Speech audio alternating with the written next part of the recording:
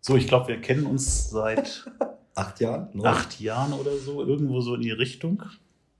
Und ich erinnere mich noch relativ genau, dass du mir begegnet bist auf der CeBIT.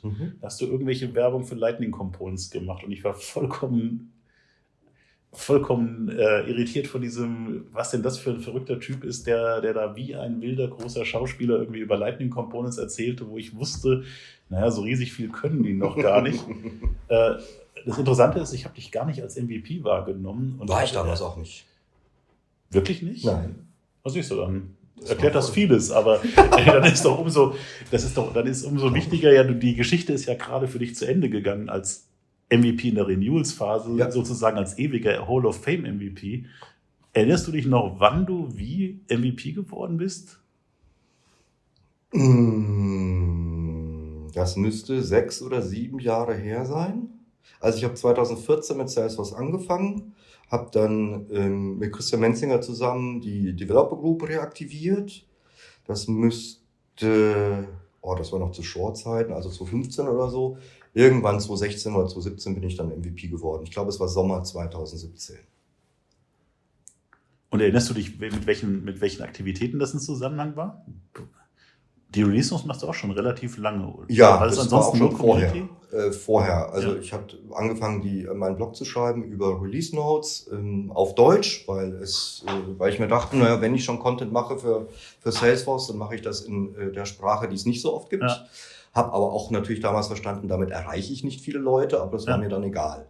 Und ich glaube, mitgefiebert habe ich schon 2016 oder so, Ja. ob ich irgendwie auf der Liste bin oder nominiert werde oder es schaffe. Und 2017 im Sommer bin ich dann mit einigen Leuten, die du auch kennst, Alba und Ines Garcia und so weiter, zum MVP gekürt worden. Und zu der Zeit hatte ich halt die 2 Gruppen, User Group, Developer und die Admin Group in München. Habe, wie du gemerkt hast, wenn ich die Einladung bekommen habe, mal auf die CeBIT gefahren, einen Vortrag gemacht. Aber ich glaube, aus meiner Sicht meine wichtigste Contribution für die Community an solche ist meine lokale Contribution, also dass die Gruppe schon seit vielen Jahren läuft und immer noch läuft. Die anderen sind leider wieder eingegangen. Es gab dann die Änderung, dass ich nicht mehr 2 Gruppen leaden darf. Genau. Dann bin ich aus der Admin-Gruppe raus und mittlerweile ist die auch wieder eingeschlafen. Ja. Und das mit dem Hall of Fame finde ich jetzt recht schön. Vielleicht nochmal zur Erklärung. Das ist einfach nur das Abstellgleis, wenn du so möchtest. Also, wenn man 5 Jahre insgesamt den MVP-Status hatte, dann darf man in die MVP Hall of Fame vorrücken, was letztlich heißt, man behält viele Perks. Perks heißt, wir haben Goodies als MVP, wie zum Beispiel Certifications für umsonst oder ein Training, das wir machen können. Auch Premium Support gehört dabei und all diese Sachen darf ich jetzt weiter nutzen, bin aber aus dem Rennen raus. Das heißt, wenn jemand findet, ich sollte kein MVP mehr sein, darf er das auch noch äußern. Und es könnte auch sein, dass dann das gekappt wird, wenn ich mich ganz dumm verhalte. Aber zumindest aus dem nominellen Bewerbungsprozess bin ich mal raus. Ja. Kannst du kurz zusammenfassen, wie der aussieht? Also im Wesentlichen, also ich bin ja noch vollkommen drin und ich bin natürlich auch als die bestehenden MVPs in dieser Renewal-Phase natürlich voll drin und muss natürlich weiterhin zeigen, dass ich irgendwie aktiv bin und Contributions mache. Ansonsten ist es aber halt eben so, wenn du irgendwie findest, dass jemand eine Persönlichkeit für dich besondere Eigenschaften aufweist, und das sind die Programmkriterien halt einfach. Generosity und Expertise. Expertise, genau. Und eine wichtige hast du ja schon genannt. Also du hast ja gesagt, du machst das hier für den deutschen Markt und ob das jetzt eine große oder kleine Gruppe ist, ist dir erstmal egal. Ich glaube, das ist der wichtigste Punkt, um auch selbst damit umzugehen, warum du das machst und warum nicht. Wenn dir egal ist, oder du glaubst, dass das für einen Impact bei irgendjemandem ist, dann reicht das schon aus als Motivation. Und das Programm sucht nach solchen Leuten. Und jedes Jahr im Herbst ist Nominierung offen. Dann können jeder, der findet, dass er jemanden Persönlichkeiten außergewöhnlich in diesen 3 Feldern findet, kann nominieren. Und dann werden die gesammelt, gefiltert. Es gibt ja Kriterien, zum Beispiel, dass du kein Salesforce-Employee sein darfst. Ja, macht natürlich Sinn, dass die Leute, du kannst nicht genauso wie du von Gewinnspielen ausgeschlossen bist, für die deine Firma veranstaltet, kannst du natürlich nicht in Salesforce selbst sein und gleichzeitig Salesforce MVP sein. Der andere wichtige Punkt ist, dass das, was du als Beitrag leistest, nicht Teil deiner Arbeit als Hauptaufgabe sein darf. Klar, der Grad verschwimmt und bei einigen sehr verdienten MVPs ist das später auch der Beruf geworden. Auch das muss man natürlich sagen. Aber das sind halt das sind Karrierewege. Kannst du natürlich jetzt nicht von der Marketingstelle für irgendwie Developer-Marketing sagen, das ist jetzt meine MVP-Contribution. Das funktioniert so nicht. Wenn ich es richtig erinnere, dann ist es aber auch so, dass du mindestens ein Jahr schon aktiv Richtig, sein richtig, musst. Also genau. du kannst nicht nach 3 Monaten, du kannst zwar nominiert werden, aber du wirst dann aussortiert, weil du eben noch nicht lang genug aktiv im Ökosystem bist. Und typischerweise das, was die natürlichen Filter nicht aussortieren, das ist die nächste Gruppe, die aussortiert sind, die bestehenden MVPs, die da drauf gucken und ihre Wahrnehmung geben.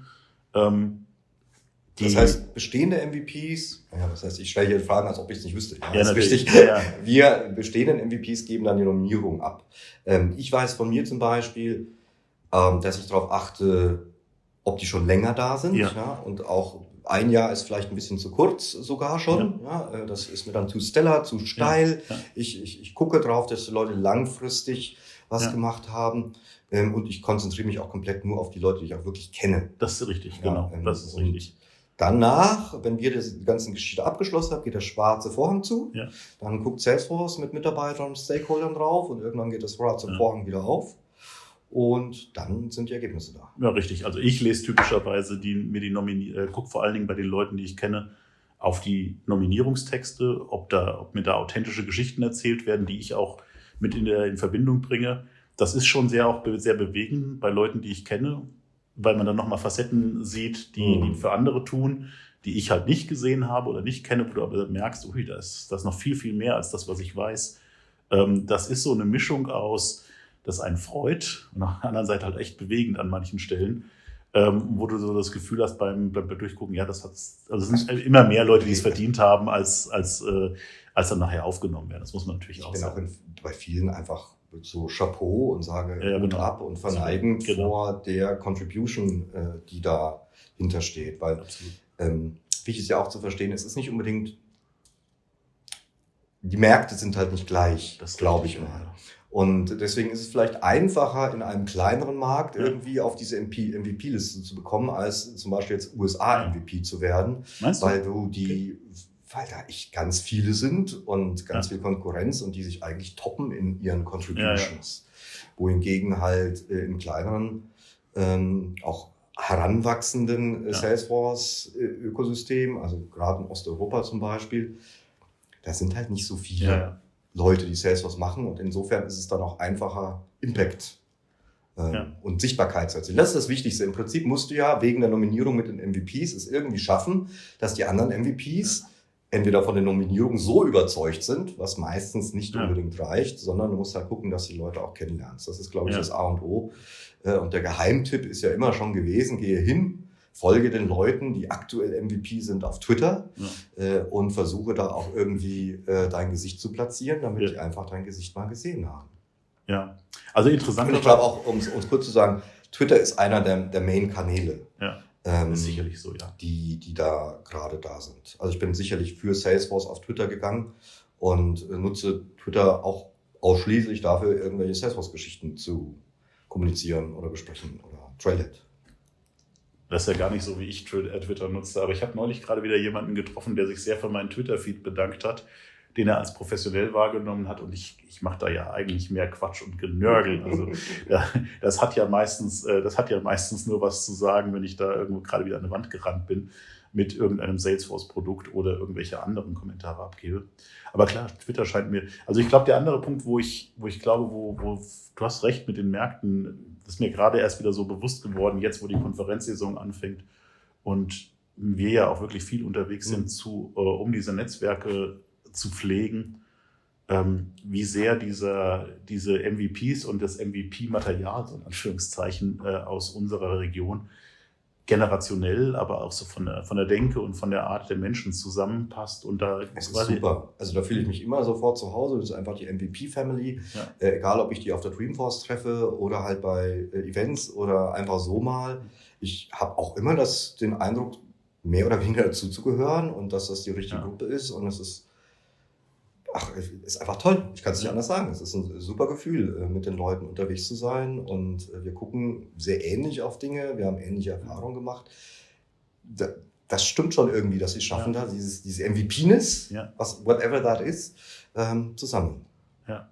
Hast du den Eindruck, dass diese MVP-Gruppe tatsächlich, oder diese Gruppe, dieser Pool an Menschen, die eng zusammen sind, dann auch das machen, was wir tun, was wir vorgeben zu tun, nämlich den Outreach herstellen, die Leute zu engagieren, die so zu solchen Konferenzen kommen, die uns in der User Group treffen? Mein Eindruck, ja, auf jeden Fall. Also ich bin halt manchmal begeistert, wenn ich MVPs zuhöre oder zusehe, wenn sie mit Leuten sprechen und dann Fragen beantworten. Und ich selbst bin ja auch total leidenschaftlich darin, mit Leuten über Salesforce zu sprechen und auch über Sachen zu sprechen, die halt vom Marketing her vielleicht jetzt nicht die optimale Botschaft sind. Ja, aber das ist mir völlig egal, weil diese Expertise sagt ja, ich muss mich in Salesforce auskennen. Und das heißt auch, ich weiß über Lücken Bescheid oder über vermeidbare Fehler Bescheid oder kann halt sagen, ja, das kannst du schon so wollen. Du wirst aber lange Zeit brauchen, bis du da hinkommst. Und das, was ich auch super toll finde bei den MVPs, ist einfach, dass die alle richtig, richtig gut ausgebildet sind. Das heißt nicht, dass wir alle dieselben Schwerpunkte haben, ja, aber ich habe halt dann Leute, die aus dem FF alle CPQ-Fragen beantworten können. Und das ist auch ein totaler Asset zu wissen, wenn ich zu diesem Menschen hingehe, eine Slack-Nachricht schreibe, das ist vielleicht auch nett, wir MVPs sind vernetzt über Slack. Und das ist fantastisch und das ist auch einer meiner großen Wissensquellen, weil die Fragen, die MVPs stellen, in der Regel auch Fragen sind, die mich interessieren. Nicht, weil sie akut für mich sind, sondern weil ich einfach merke, oh, gucke mal, das und das. Und da kriegst du halt auch sehr schnell eine Antwort, sag ich.